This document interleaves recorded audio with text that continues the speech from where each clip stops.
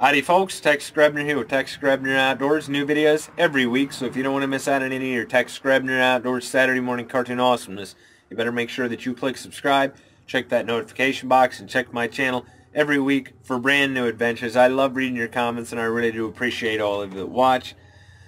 I need to catch you up on what's been going down out in the deer woods, because it has been quite the week, let me tell you. Now, I'm not actually going to be hunting in the morning, because it's muzzleloader season, and as you well know, I'm a traditional bow hunter. And while I would like to do flintlock hunting or cap and ball hunting, I admit it is a little bit difficult to feel in the mountain man spirit when you would have to wear a blaze orange hat and a blaze orange vest. It's really hard to look cool dressed like a pumpkin. Anyways, I bring you the reality of an Illinois archery season. After sitting in the frozen phantasmagoria of the darkness, I was rewarded with an absolutely beautiful frost-fire dawn. The wind was blowing across me, and the gun season had yet again concluded. I hadn't had any activity on any of my trail cameras during the gun season, and so, with no idea where the deer might be, I decided to strike off into the unknown. And I decided that I was going to push my luck and set up on the backside of the property. I was sitting in the shadow of a tree that still had some leaves, and I was about 10 yards off of a deer trail that was deeply cut through a wild rose thicket. There is a terrible beauty and desolation to the woods in winter, because it is cold. And when you're sitting in the shadow of a tree, it will hide your silhouette much more effectively. But no matter how high the sun gets, because you are sitting in the shadow, you don't get any warmer. But here I was, watching, waiting, listening, and wondering if today might be the day. Now you see, hunting is a visceral mystery. Visceral means your guts. It is a gut feeling. So a visceral mystery is something that you can't really explain, but you understand deep inside. And there is a beautiful desolation to hunting in the later seasons. Truthfully, it is human will to sit and watch and wait, knowing you're probably not going to see anything, matching your will against the terrible beauty of the cold and the elements that literally do not give a damn.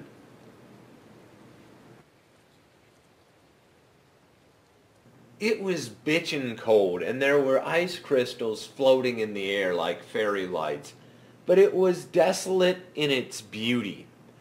But this hunt got off to a very rough start, because I overslept, and so I got to the woods at the cusp of dawn. It was so damn cold, but I knew that, and I was mentally prepared for that. But nothing really mentally prepares you for the lack of dexterity in your hands when they get that cold. Now, I did have heavy gloves on, but I didn't want to take a chance at my lack of dexterity in the gloves making me drop one of my cameras out of the stand when I went to screw on the mics and then screw my cameras into my mounts.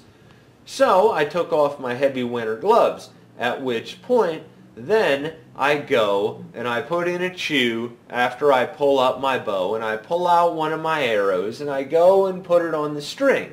The trouble is, I just had my fingers, which were bare, in my mouth, putting in my chew.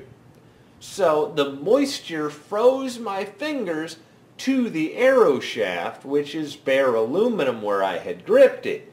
So it didn't want to come away.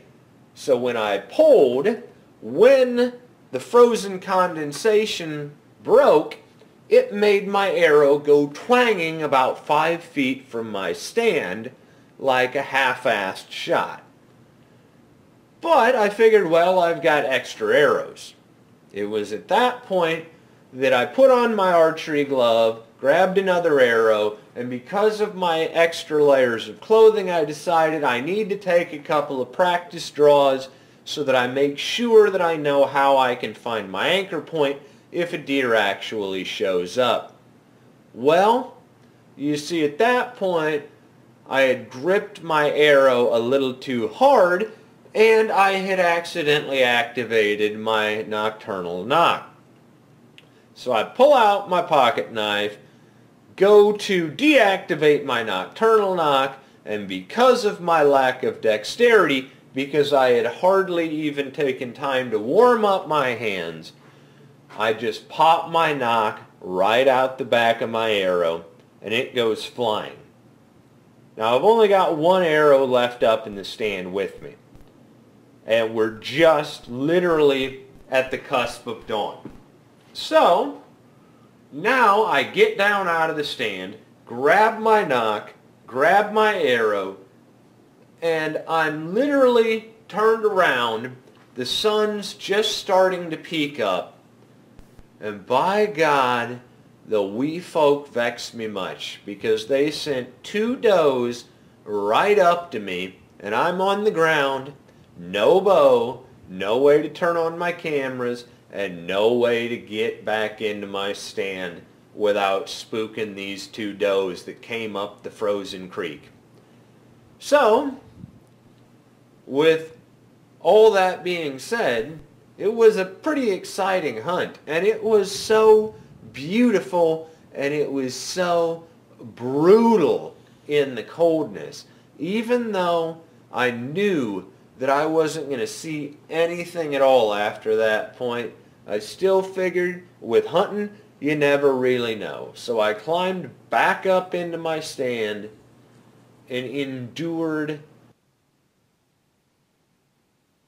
I had set this stand on the opposite side of the creek in the darkness. I was at the foot of the ridge, and I had a deer trail going up the ridge on my left side in perfect position for an excellent ambush shot.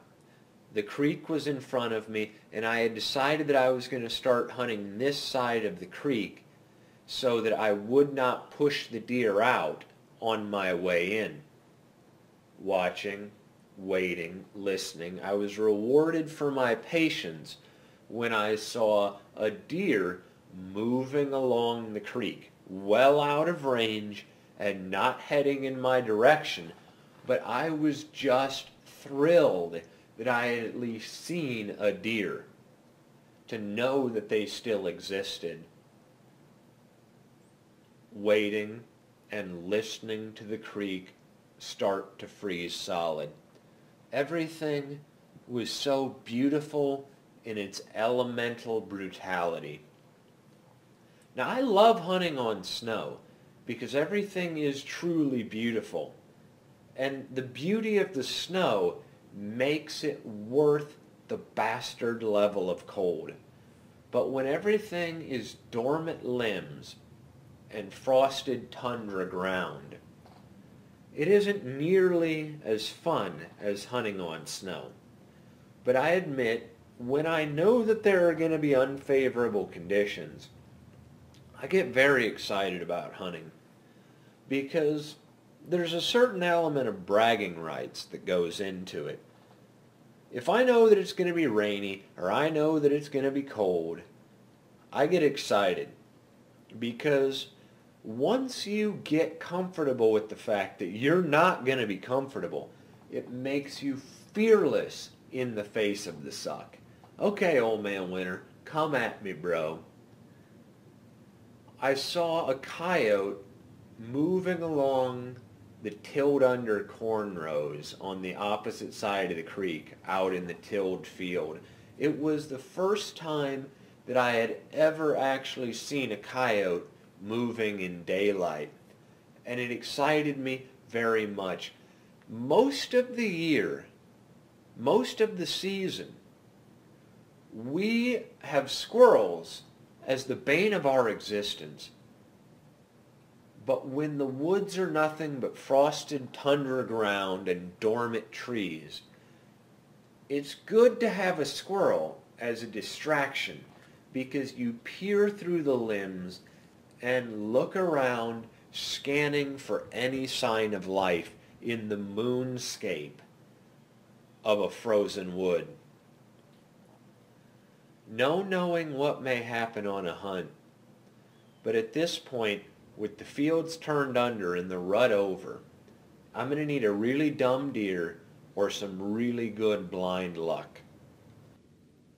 Here I am, set up, same spot as this morning for my last hunt before the muzzleloader season starts. And I don't have high hopes, which is why I'm actually taking time to yak at you in my stand. You see, in the late season, deer will frequent food sources. The problem is, the food sources that they will be frequenting are probably not on the property that you have access to. That's just the sad truth. I hate it, but it's true. And I've never had a food plot turn up the way that it looks on the bag. That is as unrealistic as expecting a McDonald's double cheeseburger to look the way that it does on the menu after you open up the package. It just don't happen, because anything that would grow a food plot is already developed in row crop agriculture. And the places that aren't developed because they are too inhospitable to farm, fertilize, and grow.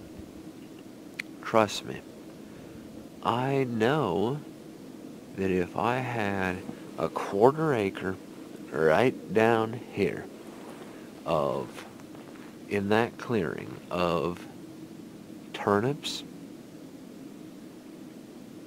and frigid forage, dude, I'd be set. You see, in Illinois, you're not allowed to bait. And there's some scientific reasons and some spirit of the law ethical reasons why you're not allowed to bait.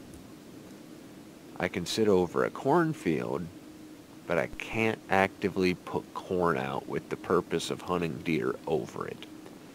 Speaking of the cornfield is now tilled under.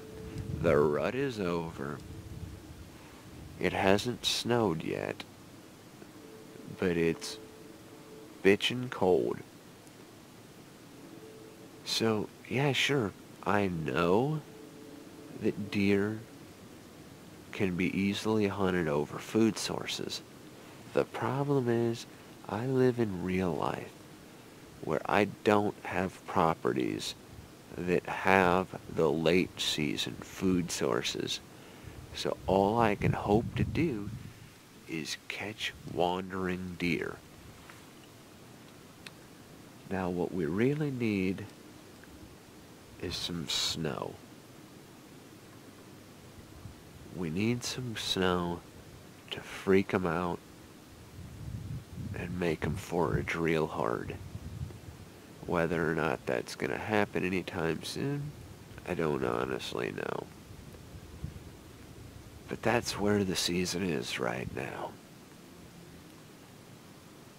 If I had food plots that would grow, I might be set. But that ain't the case. So I'm just gonna sit here and enjoy the terrible beauty of this little cattle pasture at the beginning of winter. And maybe I'll get something. Maybe I won't. But regardless, I'm going to tell you a hunting story. Because life ain't like the pornos, and hunting ain't like the TV shows. I am way too far down this rabbit hole to go about changing because if I went back to gun hunting for whitetail, it wouldn't feel quite right, because I would still want to be close, within bow range, even though I was hunting with a shotgun. And if I went to a compound bow, it still wouldn't feel quite right, because not only would I have to hear about it from everybody else, but I would feel like I gave up and that I quit. You can make me crawl, you can make me cry, you can kill me, but you will not separate me from my will. You cannot make me quit. And there's many reasons to hunt, and it's not up to me to tell you your morality. But amongst all the other reasons that I hunt for thrill of the chase. And it doesn't matter what you've got in your hand if nothing shows up, as I've said many times. Hunting is a high-stakes game of whack-a-mole, being in the right place at the right time. And there's so many variables outside of your control that it is truly, as I have said, a visceral mystery. But it's difficult not to have self-loathing introspection when you spend as much time alone in the woods as I do, because the great irony is most of us spend a great portion of the rest of the year plotting, hoping, scheming, wishing, and dreaming, trying to figure out how to make this season better than the last season. But then, when the season rolls around, the gods of the hunt have their own sport and foil our plans at every turn and show us that what we thought we knew was wrong, or give us almost what we want but keep it just out of reach, or in the case of the traditional archery, just out of range. And it's interesting that this point in the season, I find myself mechanically hunting and yet planning for next season, next year. But every time we go into the woods as hunters, it is a brand new adventure, and there's no knowing what may happen on a hunt. Story of my life. Buck's on the wrong side of the property line, 20 yards away, just looking at me.